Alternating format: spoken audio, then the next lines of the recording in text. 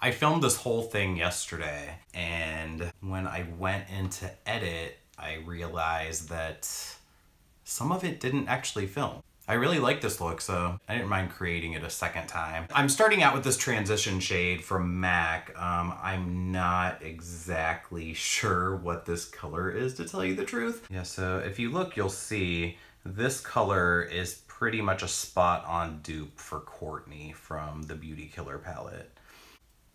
It looks used, but it's just been broken. I think removing it from its original packaging,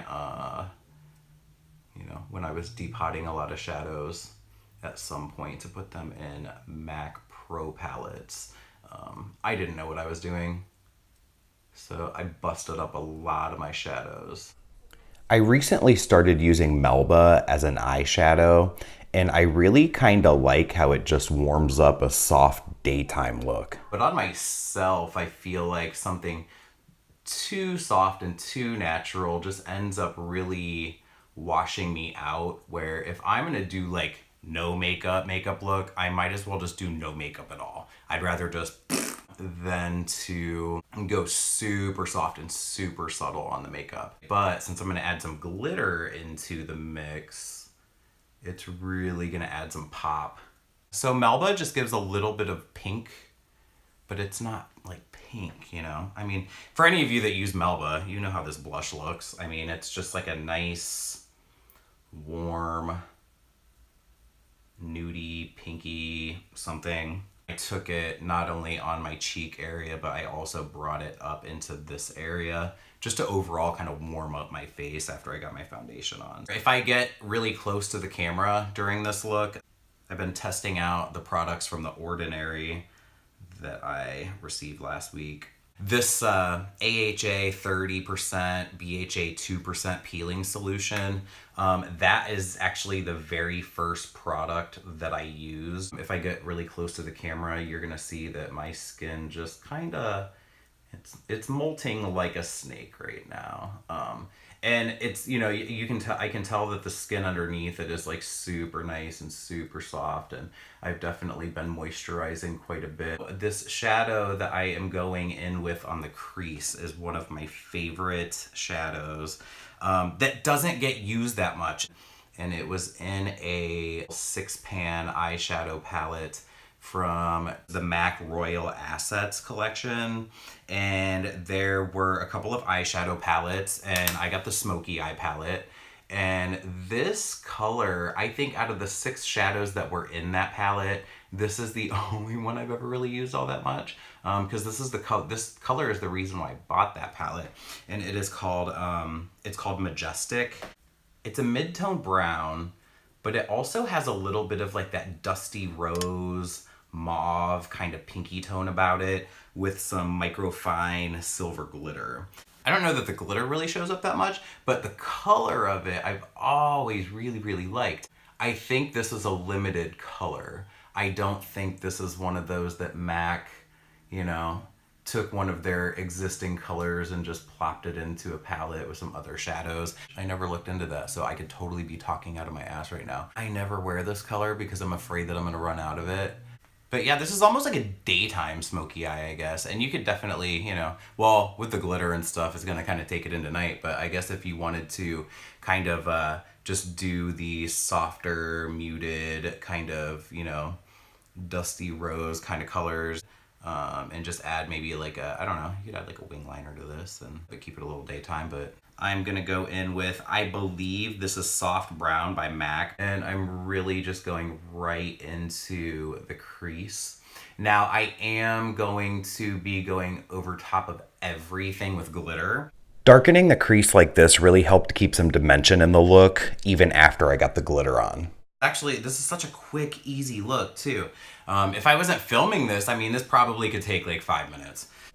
But it didn't take 5 minutes. It took about an hour.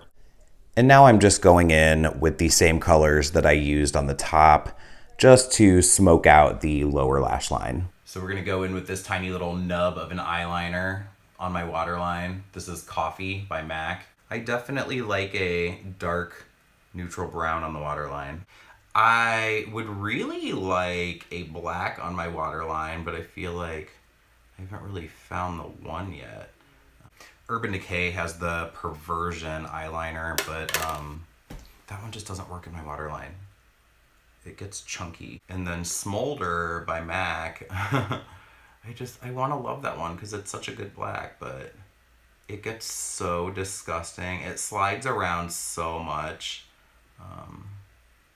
It's not good for your waterline. That one will definitely, you'll have like black eye boogers that come out onto your nose, I swear. If you want your waterline to be really coated with eyeliner, you can't go in there the pretty YouTube way and just kind of, I see so often, I see in so many tutorials where people just kind of like do this, you know, they're just like, meh, they're trying to be so like dainty about it. I feel like if you really want mascara to go on well, and if you want pencil and your waterline to go on really well, you have to be ugly while you're doing it.